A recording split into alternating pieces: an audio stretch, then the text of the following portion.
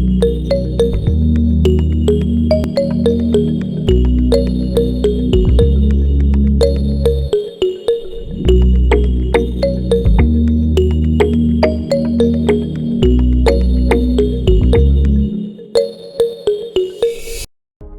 Geografi untuk SMA kelas 11 tahun 2021. Bab 1. Posisi strategis Indonesia dan potensi sumber daya alam. Subbab 2. Potensi sumber daya alam Indonesia dan pengaruhnya terhadap kehidupan.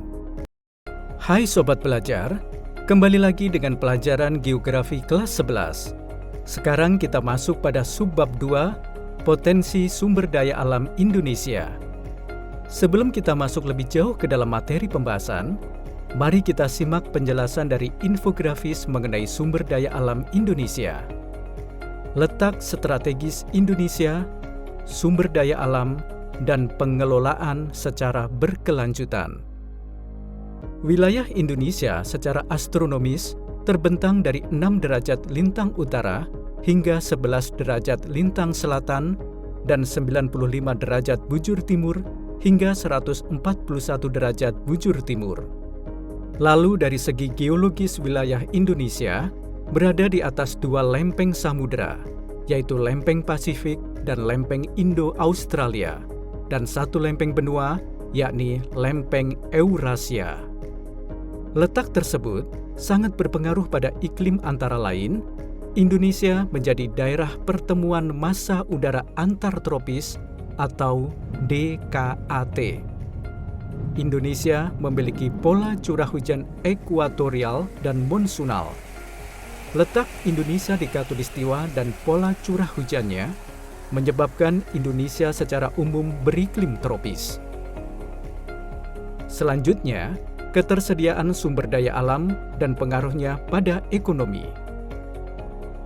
Sumber daya alam hutan. Ketersediaan lahan hutan dari wilayah timur ke barat. Papua 38,2 juta hektar. Maluku 6,4 juta hektar. Sulawesi 10,9 juta hektar. Kalimantan 36,5 juta hektar. Bali dan Nusa Tenggara 2,6 juta hektar. Jawa 3 juta hektar. Dan Sumatera 22,8 juta hektar.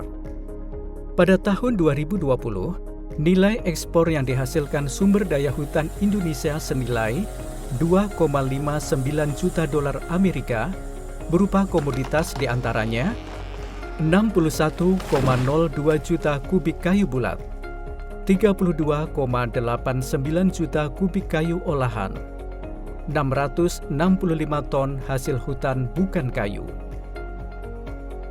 Hutan Indonesia menjadi habitat dari 1.468 fauna endemik dengan 74 tipe ekosistem dan menjadi tempat tumbuhnya 15,5% spesies flora di dunia.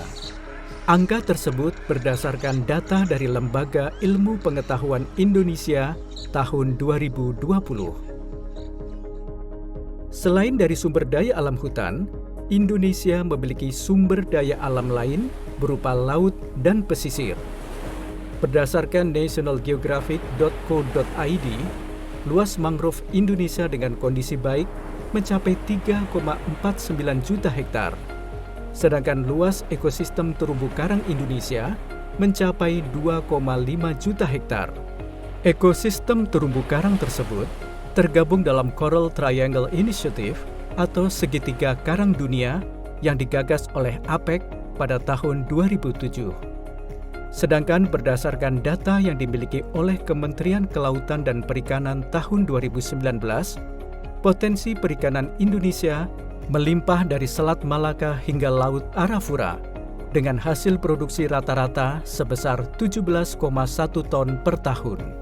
Sobat Belajar, sumber daya alam Indonesia lainnya yang memiliki kontribusi cukup besar adalah sumber daya alam barang tambang.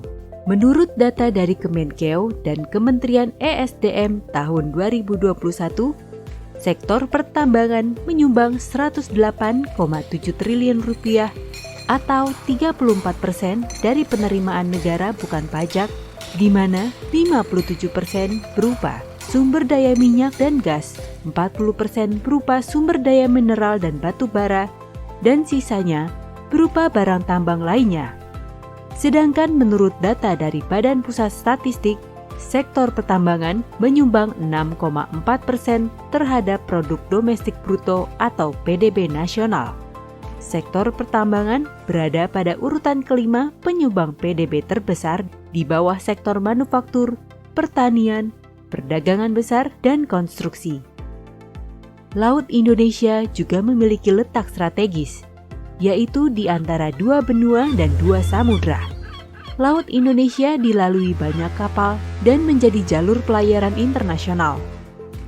Terdapat dua jenis jalur pelayaran laut, yaitu Alur Laut Kepulauan Indonesia atau ALKI merupakan alur terbuka bagi perlintasan perdagangan internasional dan kapal asing, dan Jalur Laut Nasional Primer merupakan jalur pelayaran laut di dalam wilayah perairan Indonesia. Nah, Sobat Belajar, walaupun sumber daya alam Indonesia melimpah, kita tetap perlu memperhatikan agar sumber daya alam tetap lestari dan terhindar dari kerusakan lingkungan.